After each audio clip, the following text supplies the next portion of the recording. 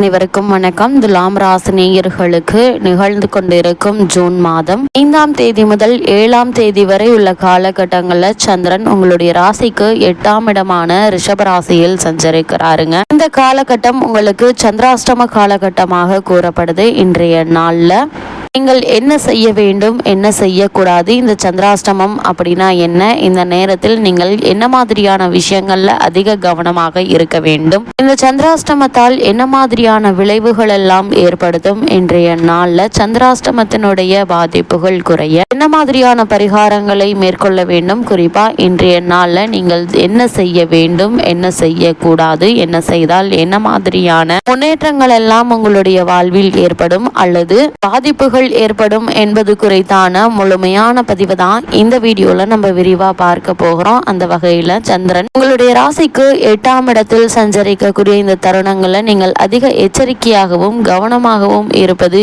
ஏன் என்பது குறித்தான முழுமையான பதிவை தான் பார்க்க போகிறோம். இன்னைக்கு உங்களுக்கு சந்திராஷ்டமமா, உங்களுக்கு பயமோ பதற்றமோ வேண்டாம்.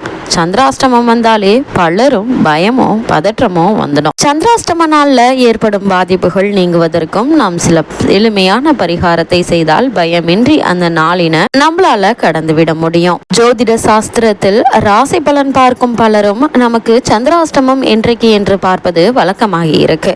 சந்திராஷ்டம நாள்ல புதிய முயற்சிகளை மேற்கொள்ள கூடாது என்று சொல்வாங்க. அதே போல புதிய ஒப்பந்தங்கள்ல கையெழுத்து போடக்கூடாது என்றும் சொல்வாங்க. ஏன் இந்த சந்திராஷ்டம்னா அப்படி என்ன அப்படிங்கறதான் பார்க்க போறோம். சந்திராஷ்டமம்னா சந்திரன் பிளஸ் அஷ்டமம், அதாவது சந்திராஷ்டமம். சந்திரன் உங்களுடைய ராசிக்கு 8ஆம் இடத்தில் இருக்கும் 2.25 நாட்களை தான் சந்திராஷ்டம காலம் என்கிறோம். அதிலும் குறிப்பா நீங்கள் பிறந்த நட்சத்திரத்திற்கு 17வது நட்சத்திரத்தில் சந்திரன் சஞ்சாரம் செய்யும் காலம்தான் இந்த சந்திராஷ்டம நாளாகும். ஒருவருடைய மனதுக்கு அதிபதி சந்திரன். அவர் ஒரு ராசிக்கு 8வது வீட்டில் மறைவு பெற்றிருக்கும் போது மனதில் தேவையற்ற சஞ்சலங்கள் ஏற்படக்கூடும். மனம் அமைதியின்றி தவிக்க நேரிடும். தெளிவான முடிவுகளை எடுக்க முடியாமல் போகும். எனவேதான் பெரும்பாலானோர் இந்த சந்திராஷ்டம தினங்கள்ல எந்த ஒரு புது முயற்சியிலும் ஈடுபடாமல் வழக்கமான பணிகள்ல மட்டுமே கவனம் செலுத்த வேண்டும் என்று முடிவு செய்வாங்க. இந்த நாளை பொறுத்த வரைக்கும் நம்ம சும்மா இருந்தாலும் நம்மளுடைய சுழி சும்மா இருக்காதுங்கிறத கதையா நம்மளே தேவையில்லாத இடங்கள்ல வாயை விட்டு மாட்டிக்கிட்டு நம்மளே வினைய இழுத்துக்குவோம். உண்மையில சந்திராஷ்டமம் என்பது எல்லோருக்கும் கெடுதல் செய்யுமா அப்படின்னு கேட்டீங்கன்னா நிச்சயமா அதுதாங்க இல்ல.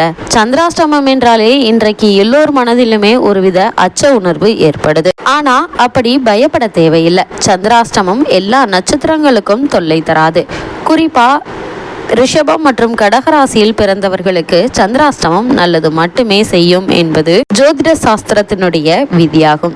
சந்திராஷ்டமம் என்பது ஒரு ராசியில இருந்து 8வது ராசியில் சந்திரன் சஞ்சரிக்கக்கூடிய காலம்தான். இத மிக சரியா குறிப்பிட்டு சொல்லணும் அப்படின்னா ஒரு நட்சத்திரக்கு 17வது நட்சத்திரத்தின் பாதத்துல சந்திரன் சஞ்சரிக்கும் போது அந்த நட்சத்திரத்துக்கு சந்திராஷ்டமம் வரும். உதாரணமா விருச்சக ராசியில் சந்திரன் சஞ்சரிக்கும் போது அந்த ராசி மேச ராசிக்கு 8வது ராசியா அமையுது. எனவே விருச்சக ராசியில் சந்திரன் இருக்கக்கூடிய இந்த 2.25 நாட்கள் மேச ராசிக்கு சந்திராஷ்டம நாளாகும். ஆனா மேச ராசியில் பிறந்தவர்கள் அனைவருக்கும் 2.25 நாள் சந்திராஷ்டமம் என்று சொல்லிவிட முடியாது. கரெக்டா துல்லியமா சொல்ல வேண்டும் அப்படின்னா மேச ராசியில் அஸ்வினி, பரணி, கிருத்திகை முதல் பாதம் என்று 3 நட்சத்திரங்கள் இடம்பெறுது. அதே போல விருச்சக ராசியில விசாகம் 4ஆம் பாதம், அனுஷம், கேட்டை ஆகிய நட்சத்திரங்கள் இடம்பெறுது.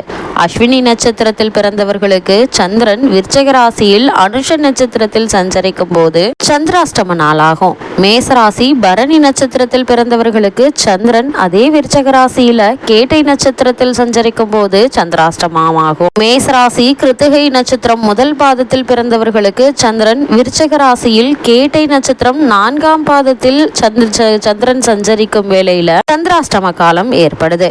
கிருத்திகை 2, 3, 4 ஆகிய பாதங்கள்ல பிறந்தவர்களுக்கு சந்திரன் மூல நட்சத்திரம் தனுசு ராசியில் சந்திரன் சஞ்சரிக்கும் வேளை சந்திராஷ்டம நாளா அமையுது. இந்த சந்திரனை பத்தி மற்றொரு விஷயத்தையும் குறிப்பிட வேணும். சந்திரன் மாத்திருக்காரகன். எனவே ஒருவருக்கு சந்திராஷ்டம நாளில் தாயுடன் கருத்து வேறுபாடு, தாய் வழி உறவினர்களுடன் வீண் மனஸ்தாபம் போன்ற பலன்களும் ஏற்படும். ஜோதிட ரீதியா பொதுவாக ஒரு நாளுக்கு பலன் பார்க்கும் போது சந்திரனை நாம் கணக்கில் எடுத்துக்கொள்ள வேண்டும்.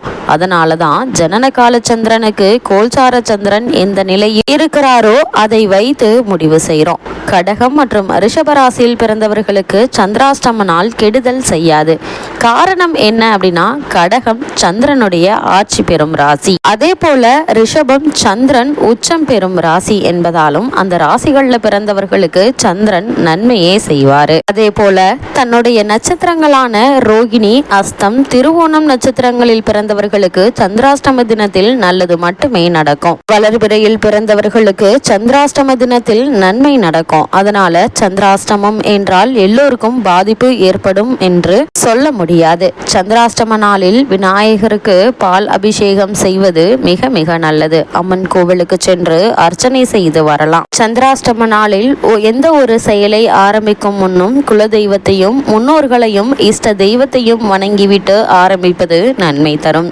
இப்படி செய்தால் காரியத்திற்கு எந்த ஒரு தடையும் வராது. சந்திராஷ்டம நாளில் காலை எழுந்தவுடன் குளித்து முடித்துவிட்டு சந்திரனை நினைத்து ஓம் ஸ்ரீ சந்திராய நமக என்ற மந்திரத்தை உச்சரித்துவிட்டு அதன் பின்பு அன்றாட வேலைகளை தொடங்கினால் சந்திராஷ்டமத்தால் உங்களுக்கு பெரிய பிரச்சனைகள் எதுவும் வராது. அதே போல வெண்மை நிற பொருட்கள் பாதிப்படைவது, அடுப்பில் வைத்த பால் பொங்குவது, உணவு வீணாவது என இயற்கையாக நடப்பது சந்திராஷ்டம தோஷத்தை போக்கிவிடும். அது மட்டுமில்லாமல் இந்த சந்திராஷ்டம நாள் என்று உங்களால் முடிந்தவரை ஊனமுற்றவர்களுக்கு உதவி செய்ய வேண்டும். எந்த உதவியாக இருந்தாலும் சரி, ஒரே ஒரு ஊனமுற்றவர்களுக்கு அந்த உதவியை செய்து விடுங்கள். சந்திராஷ்டம நாளில் ரசகுல்லா, சந்திராஷ்டம நாளில் கைகளில் மஞ்சள் கயிறு கட்டிக்கொள்ளலாம். இதனால் பாதிப்பு குறையும். என்னதான் இருந்தாலும் இன்றைய நாள்ல என்ன மாதிரியான விஷயங்களை எல்லாம் மேற்கொள்ள கூடாது என்று பார்க்கும்போது, இன்றைய நாள்ல குடும்பத்தில் தேவையில்லாத வீண் வாக்குவாதங்கள் ஏதாவது ஒரு விதத்தில் ஏற்படுங்க. இது மாதிரியான நேரங்கள்ல நீங்கள் பொறுமையாகவும் நிதானமாகவும் அந்த சூழ்நிலையை கையாள்வது மிக மிக அவசியங்க. ஏன்னா எங்கோ போக வேண்டிய சண்டை கடைசியில் உங்களுடைய தலையில் விடிவது போல அந்த பிரச்சனை உங்கள் மீது திரும்புவதற்கான வாய்ப்புகள் அது அதிகம் உண்டுங்க. அதே போல இன்றைய நாட்கள்ல வெளியூர் பயணங்கள், நீண்ட தூர பயணங்கள் ஆகியவற்றை தவிர்த்து விடுவது மிக மிக நல்லது. அதே போல இந்த சந்திராஷ்டம நாளை பொறுத்த வரைக்கும் தான் சும்மா இருந்தாலும் தன்னுடைய சுழி சும்மா இருக்காதுங்கிறத கதையா நீங்களே போய் வம்பை விலை கொடுத்து வாங்கக்கூடிய சூழ்நிலைகளும் பல விதத்தில் ஏற்படுவதற்கான வாய்ப்புகள் உண்டு. இது மாதிரியான நேரங்கள்ல குறிப்பாவே இந்த சந்திராஷ்டம நாட்கள் வருகிறது என்றாலே நீங்கள் பொறுமையாகவும் நிதானமாகவும் கூடுமான வரைக்கும் மௌனமாகவும் இருப்பது மிக மிக நல்லது. குடும்பமாக இருந்தாலும் சரி, அல்லது நீங்கள் வேலை செய்யக்கூடிய உத்தியோகம், வியாபாரம் செய்யக்கூடிய இடம், தொழில் செய்யக்கூடிய இடங்கள் எதுவாக இருந்தாலும் அந்த இடத்தில் சூழ்நிலைக்கு ஏற்ப பொறுமையாகவும் உணர்ச்சி வசப்படாமல் சூழ்நிலையை கையாள்வது மிக மிக நல்லது என்பதை கிரகநிலைகள் உங்களுக்கு அறிவுறுத்துது. குறிப்பா சந்திரனுடைய அஷ்டம நிலை உங்களுக்கு அறிவுறுத்துது.